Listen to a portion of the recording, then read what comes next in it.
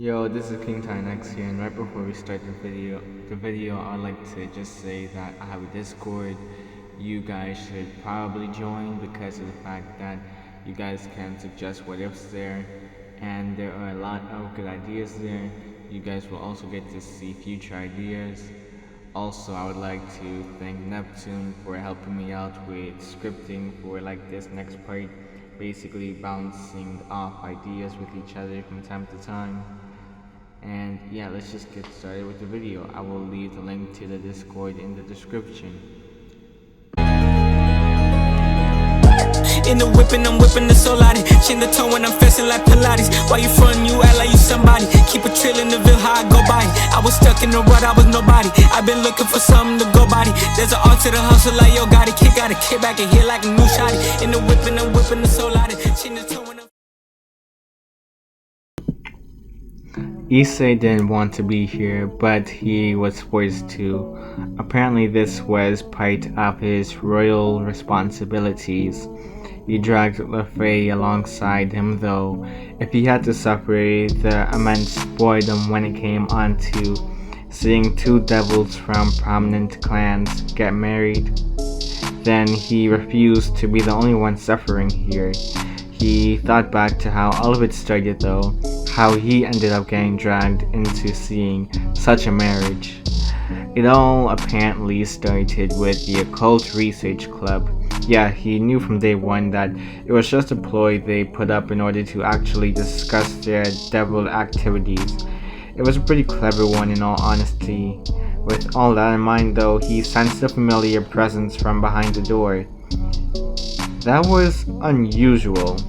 He was with Lefay at the time, simply talking about how her time at the school was and if there was anything she needed to get off of her chest. Like, was there anyone bullying her, or did she begin to develop feelings for any of the boys within her class? It was mainly just to tease the girl until they passed by the Occult Research Club room. They paused when they felt the energy leaking out from it. Issei was interested now. He knocked on the door before opening it. Sure enough, all of the regular members of the club were there, but there appeared to be a guest in the form of Graphia. She was surprised to see Issei enter. If it was any normal kid, they could have easily wiped their memory and turned them around, but she couldn't do that to Issei for obvious reasons, besides the fact it wouldn't work. Issei made himself comfortable as he and Lefay entered. The members of Rias's peerage were about to try and shoo them away, but Graphia requested that they let the pair stay. Before Rias could ask why though, the person she despised the most made his entrance into the room via magic circle. A blonde with a red blazer who appeared to be in his early 20s appeared. This was the youngest son of the Phoenix family. Riser Phoenix was his name, and he was the biggest hindrance in the redhead's life. She glared daggers at the man, but he remained unfazed. When he saw Issei and Lefay, he grew a curious eye. Oh? Who are these two? Some new recruits of my Rias's peerage? Riser asked. I'm not some sort of... Rias didn't get a chance to finish her statement though. Lefay walked forward a little bit and denied any sort of association with Rias. She wasn't part of a little peerage in the slightest. Riser looked at the smaller being now and stepped forward as well. Watch your tone, little girl. You must not know who you're talking to. You are talking to the mighty Riser right now. Or can you not comprehend that? Rias, dear, control your servant. Faye stomped on Riser's foot in response. What did I just say? You act like I have a reason to care about your family title. Faye responded. Why, you little... Riser was about to grab Lefay's hat, but she glared at the man and pulled out her wand. She shot a spell at him, blasting off his arm. He was left in shock seeing this. He wasn't expecting for this girl to know powerful enough magic to be able to even harm him. He still managed to regrow his arm, but he was shaken. Just what was this girl? So, Issei, should I tell them? Grapia asked. Issei thought about it for a second before nodding. Everyone was confused as to what Grapia could have possibly meant by that. What was her connection with Issei? Whatever her connection with the boy was, it had to be important for her to have allowed him and his guests to stay here. Well, here's the thing. The Issei you all probably are aware of isn't completely human, to say the very least. What? Do you mean he's like what? Part devil or something?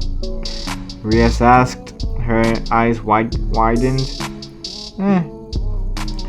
You're not wrong, but there's a little more than just that. He isn't some random half-breed, but in fact,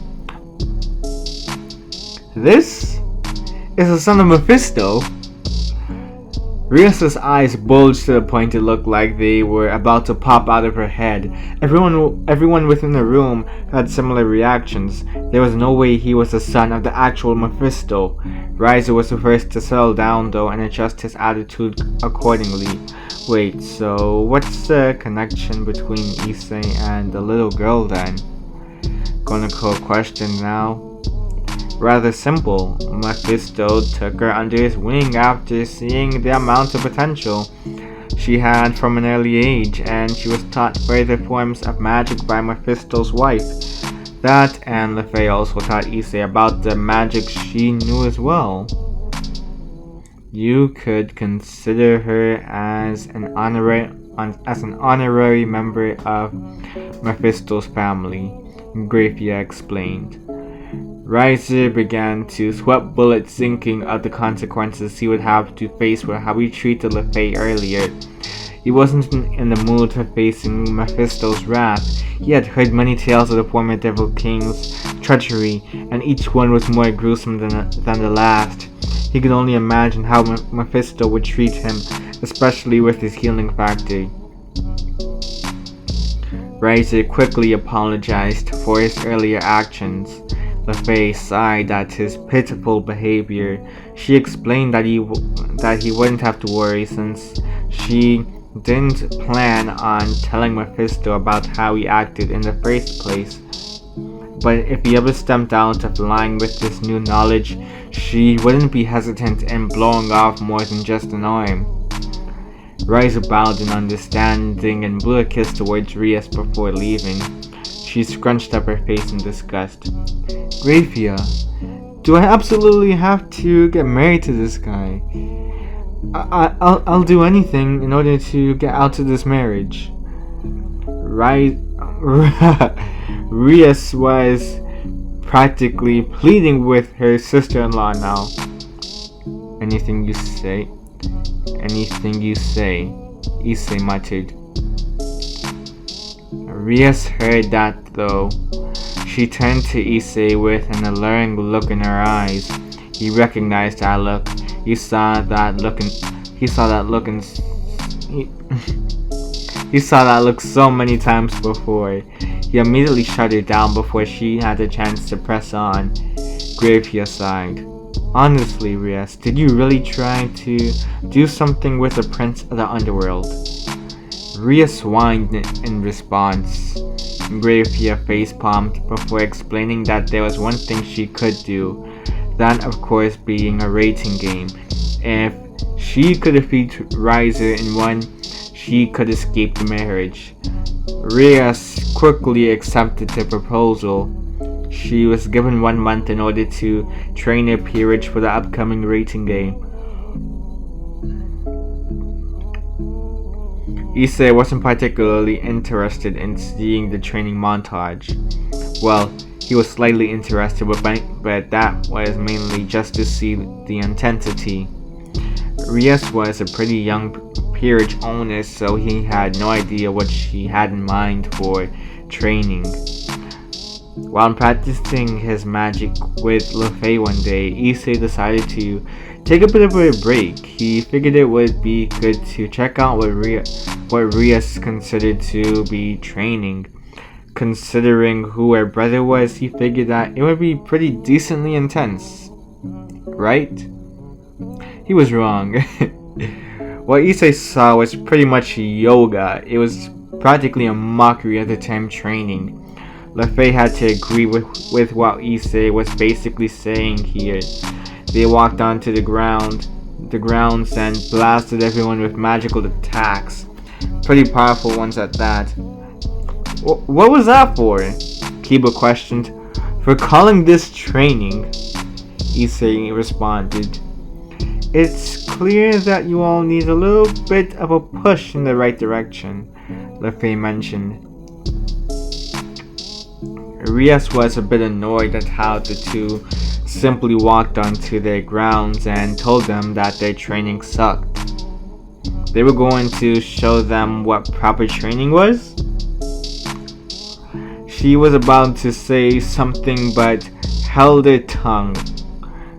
She knew better than to disrespect someone connected to Mephisto so closely. For most of the day, it was pretty much torture for Rias' peerage. Issei was beating down the members of the group over and over again. LeFay blasted magical spells at them. They either blocked the attacks or tried and failed to do so. Overall, the two showed no mercy. Most were too exhausted to get up by the end of the day. Come on, LeFay, let's go home. Hopefully that example of real training will let them wise up. The two walked away and opened up a magical circle. Issei thought a bit about the black-haired queen of Rias' peerage though. Her and the rook within Rias' peerage too. They intrigued him. They had different auras from regular reincarnated devils. Were they not human before being reincarnated? If not, then what could they have been from before? He couldn't wait to see how they would perform in the rating game, in all honesty. Unfortunately, that was another disappointment in the making though. It was a massacre for Rias' team. It was practically embarrassing how badly they were losing against Rise's team. He couldn't watch this horrific display, elimination after elimination, and Rias was left regretting not listening to Issei when it came to his method of training. She began to weep with how everything was falling apart right before her eyes. All of this ended up leading back to their current situation. Rias was in a white dress while Riser was in a tuxedo. This was the first time he actually looked respectable. He even had his hair slicked back for once. Riser attempted to kiss Rias, but she held up her hand in response. She whispered something inside of his ear, causing him to blush. He nodded eagerly upon hearing this. While everyone was celebrating the marriage and bond created for two prominent devil clans, Issei found himself being approached by a new figure with long black hair. She was on the taller side for a female. She wore a long black dress and also had on a choker. She had a familiar aura to Issei, but he wondered why. What made this woman special? She was approaching Issei. She waved at him. Issei raised an eyebrow. Once she made her way to Issei, she began to speak. Well, isn't this a surprise? It's nice to finally meet you, Issei. I'm sorry, but do I know you? Issei asked. She giggled. Wow, I'm hurt. You don't recognize your own sister? Did Dad ever tell you about me? She sighed. She wasn't surprised. My name's Lilith. Here I am known as the Queen of all devils, and the Mother of all devils too. That is basically considered to be the grandfather of all devils. Come on, we have a lot to catch up on. Lilith spoke excitedly. Issei's mind was completely broken. His life was a lie. Again! As Lilith dragged Issei back to her palace, something else was happening from behind the scenes. People were wondering where Rias and Riser were, but figured they were celebrating their new marriage right about now. None of their business really. It became an issue though when a week passed with no news about Riser. 2 weeks passed and someone ended up finding out what happened to Riser. A decapitated head was found in the garbage dump just days ago, and they began testing the DNA from it. It matched up perfectly with Riser's own. The last person Riser was with was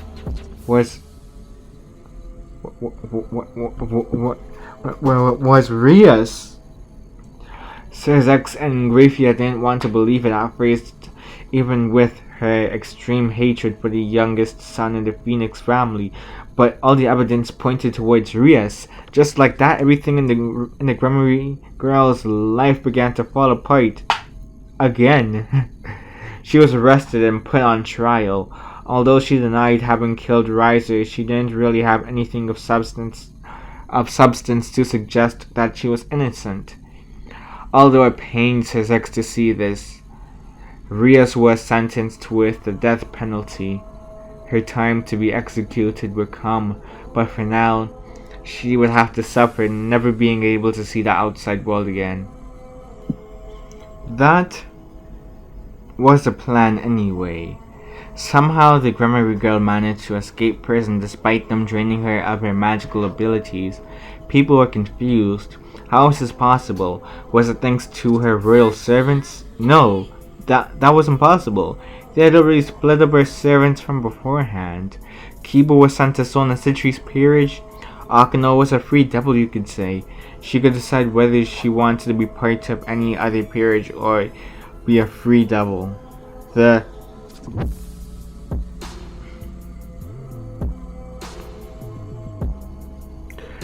council knew how Rias and Akano were relatively close, but they also clashed with each other from time to time, making her seem less likely to have helped the redhead escape.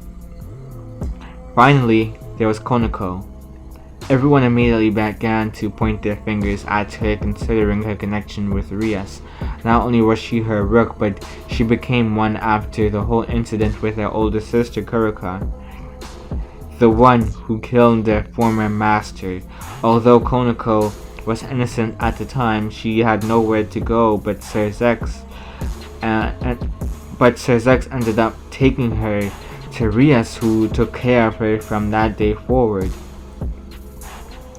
She was the girl's rook, and considering their history together, probably the closest to the girl. Out of everyone, she seemed like the most likely culprit. Konako overheard what the devils thought of her now with Rias' disappearance.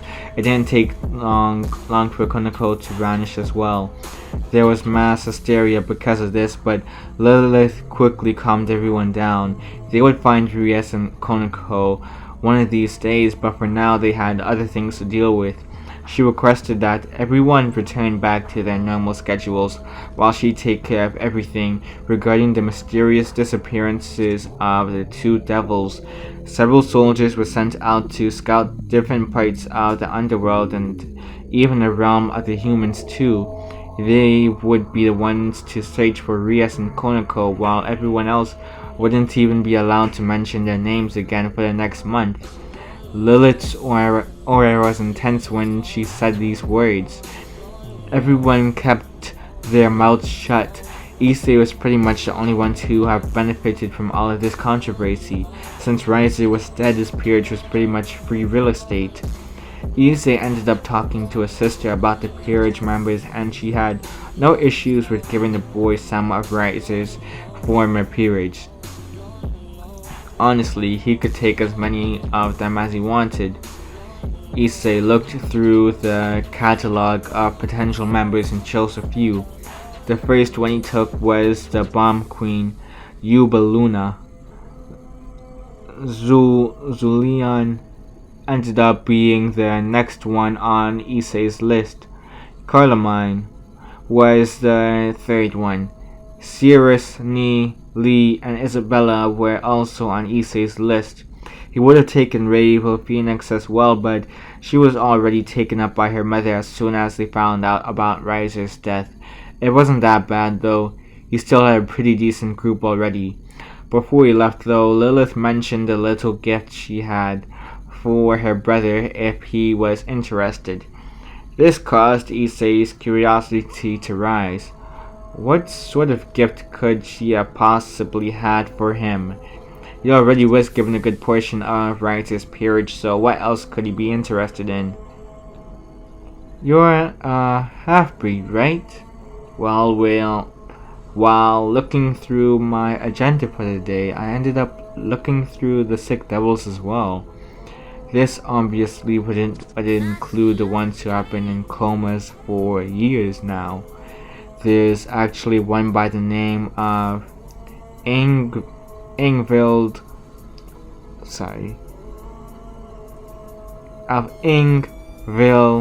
Leviathan that you'd probably be interested in awakening.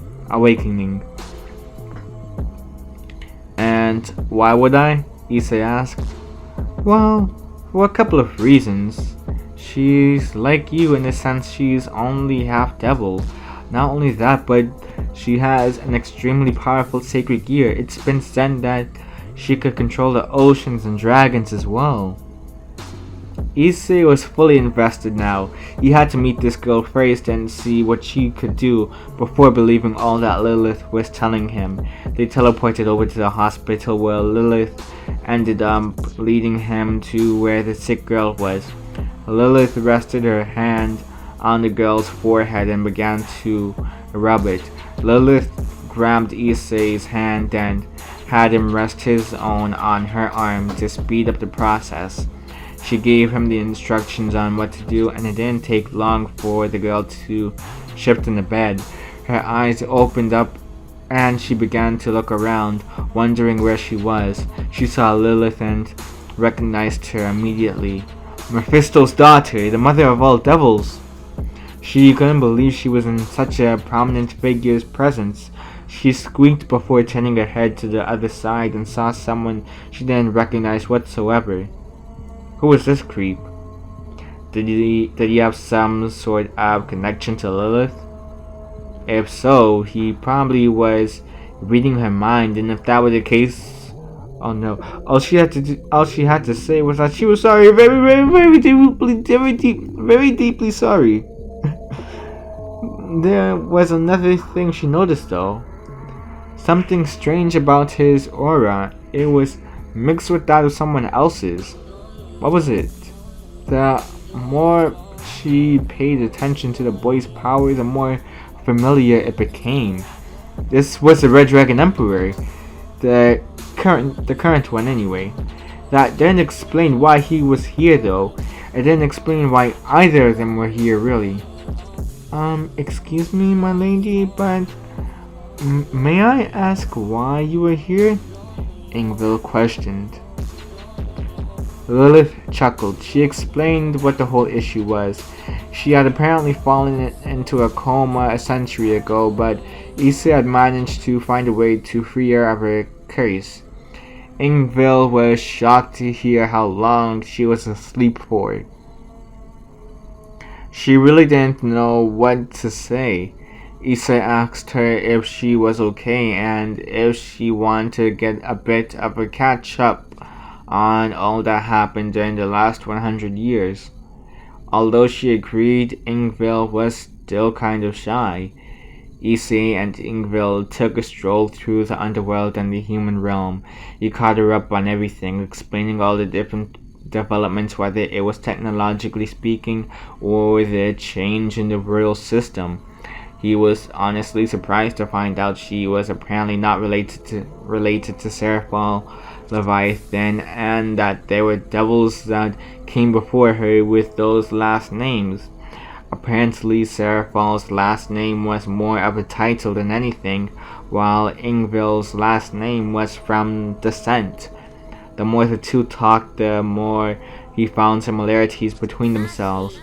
By the end of the day, he really began to notice her beauty. She had long lavender hair.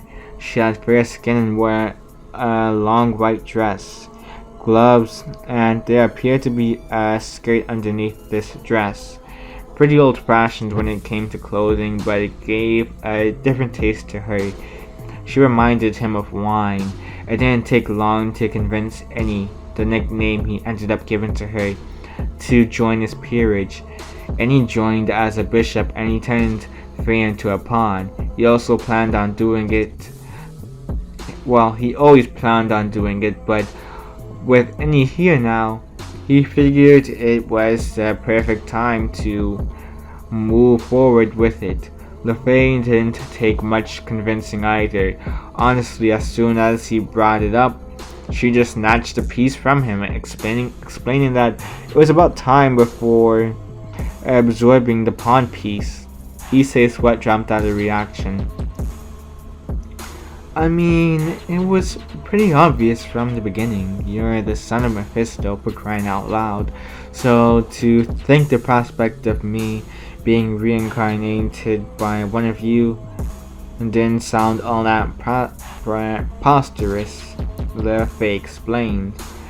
Issei just sighed. He should have known the girl would say such a thing, but that was of little concern. He had to focus on something else though, and that was training his new peerage. It started off with Ubeluna, who we planned on having be a drill sergeant of the sorts for the rest of his peerage, but he needed to unlock that potential of hers first. Issei saw how she dominated during the rating game, even if she had to use cheap tactics in order to gain the advantage at times. He had no issues with this. It showed her cleverness, but he could not help but notice that she could have done a lot more still. It seemed as if Riser was holding her true potential back. He didn't know why though. He made sure to train the purple-haired woman intensely. There were hardly any breaks for her. It was practically 24/7 that they trained. He even brought in the fallen angels to further her training. It helped build up her strength, speed, and stamina. By the time he was done with her training, she became a completely different person. Far more sadistic, but a stronger individual overall. She was loyal. She showed no hesitance in training the rest of his peerage in a form modeled after his way. The Catgirls were an interesting pair. He wasn't really used to seeing people from their species, but he figured it would be interesting to see how they developed. Their special traits seemed to be more attuned to felines in their natural environments, and so Issei tried to form a fighting style for them based off of that. It was a unique fighting style, and not too predictable. The way an animal fought was always surprising. They put all their weight into their attacks, and they also used speed in order to make fast strikes with their claws. Well, in the case of cats anyway. Zulan and Isabella were interesting characters. They were apparently rooks, but they didn't act too much like ones. He had to fix that. Rooks were meant to be incredibly strong in terms of raw strength. He put them under harsh training in the form of climbing mountains, regular runs throughout the neighborhood until they collapsed in weightlifting. The one that dressed up like a Chung-Li ripoff he made sure would eventually have more of the look. He didn't know if it was to fulfill his suppressed and perverted natures, or if it were to just see them grow in strength. But he had her focus quite a bit in a kicking sort of fighting style. Legs would tend to be stronger than arms after all and hit harder, so that was part of his justification. Isabella was the opposite in that he essentially wanted to train her into basically this. He wanted to turn her into the next Tsunade. Incredibly strong punches that could break the ground. Needless to say, she had some of her training in fist push-ups, punching bags, hitting iron, and lifting as many heavy objects as possible within her arm's reach. Well, within her arms with no magical enhancements. It was worth it. Carloman and Cirrus were his knights. Carloman appeared to wield 2 blades in battle. How interesting, a dagger and a sword. He pretty much trained her in enhancing her weapons and even using them as conduits for magical spells. He could only imagine an opponent blocking her sword only for her to conduct lightning and electrocute them. The possibilities were endless. Cirrus, he also trained in magic. Not just magic though. He noticed the sort of swords she used in combat, and he didn't really notice many people used those swords before. He wanted her to be more diverse in her swords, so every day he would have her train with a different form of bladed weapon. This was in case she ever lost one in battle. She could improvise at the very least.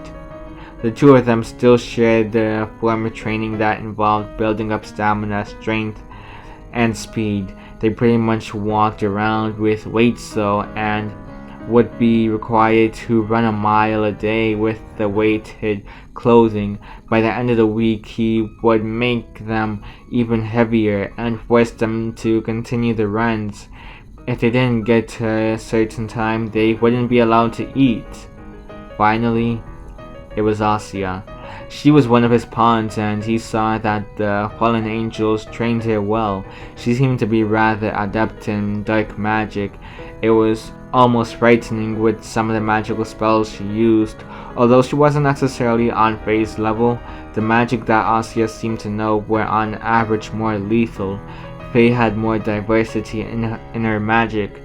It was pretty ironic considering Asya's sacred gear too. Speaking of sacred gears, Issei also found that Asya would use it to heal herself, regain her stamina and strength. He liked that. Most of the time Asya kept up a face too, where it seemed like she was still the sweet girl he met all those many weeks ago. But once she was in the middle of fighting someone, that facade would slowly melt away to reveal a true succubus who was even a little bit of a masochist. Finally, there was Annie. He honestly didn't really need to train her all that hard. Her issue was just controlling her powers, even if she had a decent amount of control already. Issei pretty much went light with her, really just teaching her more about the modern times. They spent a good amount of time with each other, and Issei's influence began to rub off on Annie over time. She became less shy and more bold. She was more aware of the new world, and there was a reason why. Learning about the 21st century was so important. That reason was school. When Annie was first introduced to Issei's class, she immediately greeted Issei. Everyone was shocked to hear that the 2 already knew each other. There were a pair of individuals who were praying that the 2 were just cousins or something though.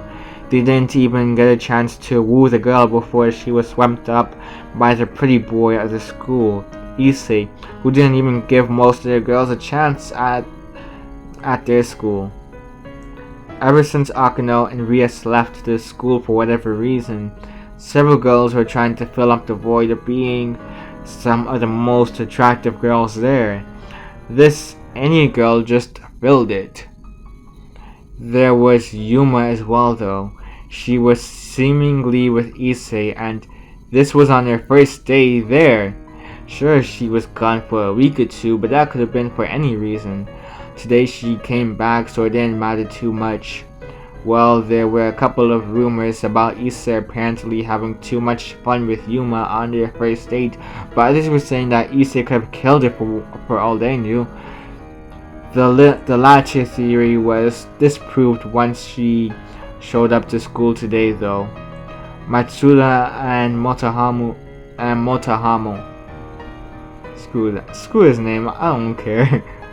Refused to believe that Issei could have gotten himself 2 girlfriends, but their hearts sank when they saw how Issei hugged the girl. A peck on the lips too sealed it for them. Any hope they still had was thrown out the window. There was only one way that they could gain any sort of advantage now, and it was if they killed Issei. That's all. And you guys already know what to do. Remember to like, share, comment, and subscribe. It is your boy King Tinex signing out. Peace.